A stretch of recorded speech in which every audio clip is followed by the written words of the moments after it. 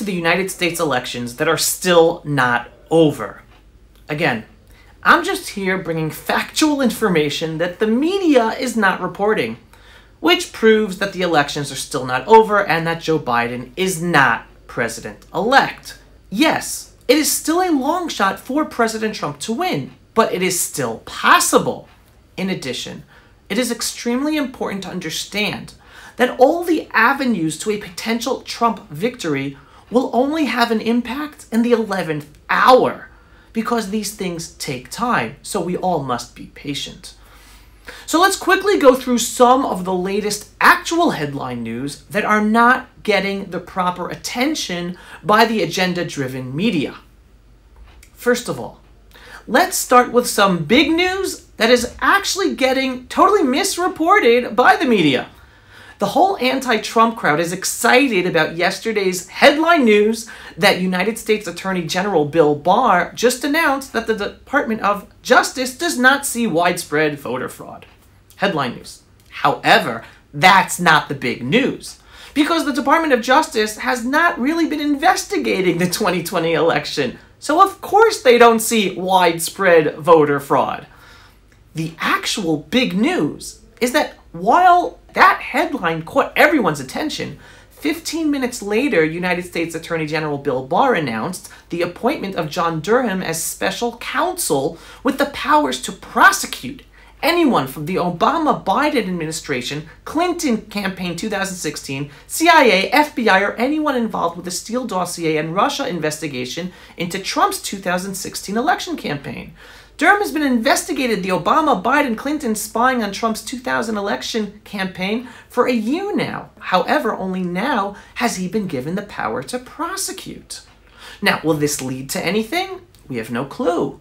But it is a wild card with potential electrifying results on Joe Biden, possibly Obama, and possibly the 2020 elections. Now, that is huge news, yet not given any attention by the agenda-driven media. Next, let's dive into President Trump's potential paths to victory, which are totally ignored by the media. Basically, the Trump team is working in two different directions that are both very possible, even though both long shots. The first path is to have state legislatures disqualify the electoral votes that have been certified for Biden based on the electoral process being in dispute. If that happens, then the legislatures themselves, which are majority Republican in these battleground states, can choose their own electoral votes to vote for President Trump instead, hence giving Trump the win. The second path to win is via petitions to the Supreme Court to disqualify the certification of electoral votes for Biden, also then giving Trump the win. Again, will either of these directions work? We don't know yet. We have to wait. But they are both in play, both possibilities, and hence the elections are not over. Biden is not president-elect. The overall strategy is to get 3 battleground states to either disqualify the electors for Biden or for the electors to be given over to President Trump. And this then totally changes the projected election results with a potential Trump win. This is all totally allowed under the U.S. Constitution, even if the electoral votes have already been certified by the states. Hence, this all should be news. But it is instead mostly ignored by the agenda-driven media. Now, let's go into some of the details in some of the battleground states. For example, in Pennsylvania, even though the state already certified the electoral votes for Biden, Republican state lawmakers are calling to disqualify the certification. Both the Pennsylvania House and Senate have tabled resolutions to that effect. Based on what? Well, in addition to all the eyewitness testimonies and affidavits presented to Pennsylvania legislators at Gettysburg last week showing widespread irregularities and potential fraud, a Pennsylvania judge has ruled that all of Pennsylvania's mail-in ballots were against the Pennsylvania Constitution, and hence the electoral certification should be blocked. As Judge McCullough wrote herself, petitioners appear to have established a likelihood to succeed on the merits because petitioners have asserted the Constitution does not provide a mechanism for the legislature to allow for expansion of absentee voting, the mail-in ballots, without a constitutional amendment, McCullough wrote. Then, quoting the actual Pennsylvania resolution, I quote, "The resolution declares that the selection of presidential electors and other statewide electoral contest results in this Commonwealth is in dispute and urges the Secretary of the Commonwealth and the Governor of Pennsylvania to withdraw or vacate the certification of presidential electors and to delay certification of results in other statewide electoral contests voted on at the 2020 general election." End quote. It also urges the United States Congress to declare the selection of presidential electors in this Commonwealth to be in dispute. End quote. So we see it's not yet over in Pennsylvania. Now let's jump over to Georgia. This Sidney Powell lawsuit includes 30 different charges of voter fraud, illegal activities, and irregularities. This lawsuit is just at the beginning. Already, after a roller coaster flip-flopping of judgments, a Georgia judge has ruled that the Georgia voting machines cannot be wiped clean before they are first forensically checked. They still want to check for fraud in the machines. That should be news.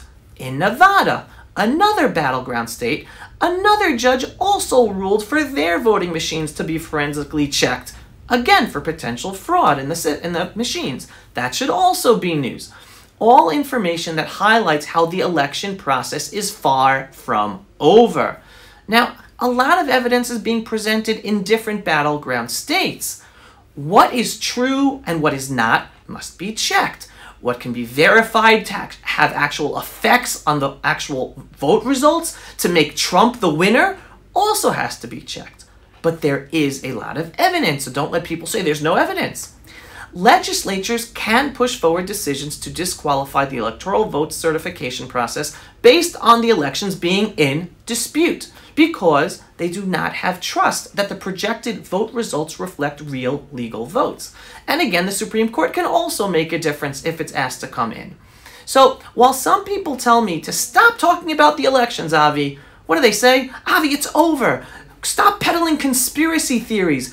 I have people and friends even telling me, Avi, you're ruining your reputation and credibility, and other claims. All I'm doing is providing factual information that the agenda-driven media is hiding from us. Now, don't trust me. Listen to Jamie Gangel, special correspondent for CNN, as recorded on a morning CNN editorial call that was gotten by Project Veritas.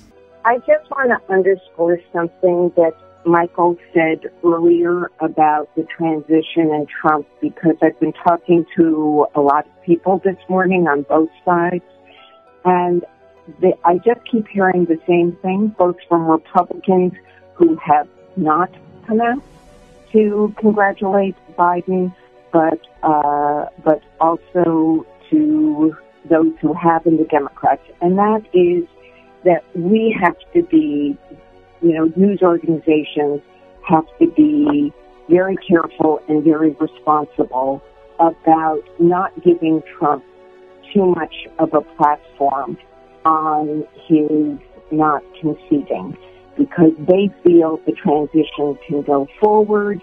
And, other than the national security briefings, which are critical to start now, they just don't want us to exaggerate that Trump isn't leaving office. Yep, agreed.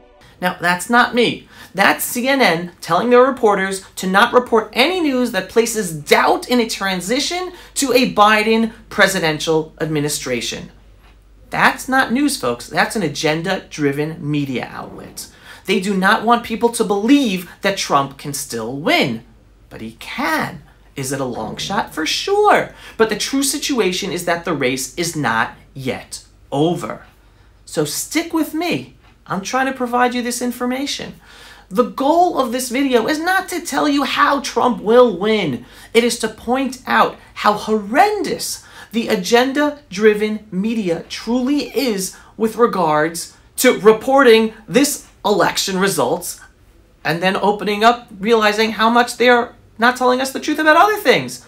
Understand, I'm not about presenting evidence or defending the allegations of fraud or defending the status of court cases. There is so much information, so many allegations, so many court cases, and way too much information, even for myself, to deal with all the details. That is also not my point.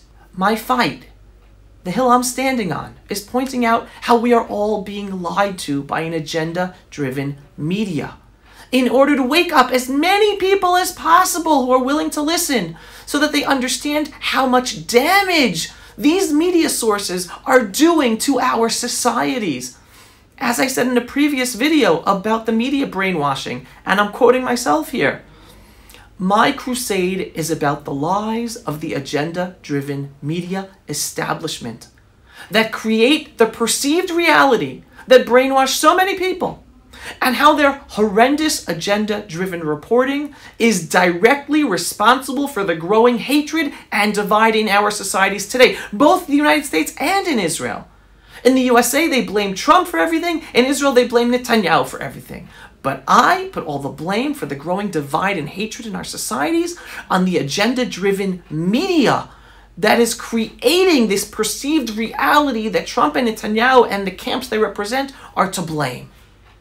I will continue to be a voice of reality and sanity because the agenda-driven media in the US and Israel are destroying and dividing our societies. And I will not be silent about this extremely destructive reality. So again, why am I so vocal?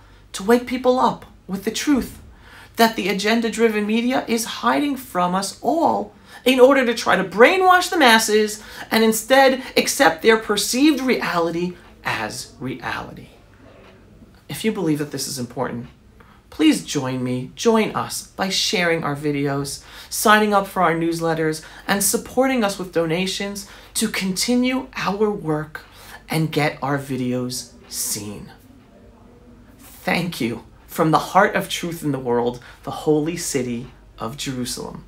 And before I go, I will end with this video from CNN from before the 2020 elections that actually explains one of the ways President Trump can win the elections today. That are legal and constitutional that could enable Trump to stay in office without actually winning the vote. The system of electing the president is complicated because it was not designed to be directly democratic. The Constitution calls for states to choose the presidential electors, who in turn gather to vote for the president. Over time, states have passed laws that ensured their state's popular vote for the presidency would determine the electors. But those are laws, not a constitutional obligation. Now, imagine the scenario during election week. Trump is leading on November 3rd, but Joe Biden pulls ahead in the days following. Republicans file objections to tens of thousands of mail-in ballots. Democrats file countersuits. Taking account of the confusion, legislators decide to choose the electors themselves. Here's the worry. Of the 9 swing states, 8 have Republican legislatures.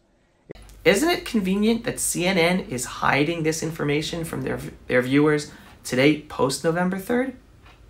Something to think about. Pulse of Israel, frontline videos from the Holy Land. Support our work by donating today.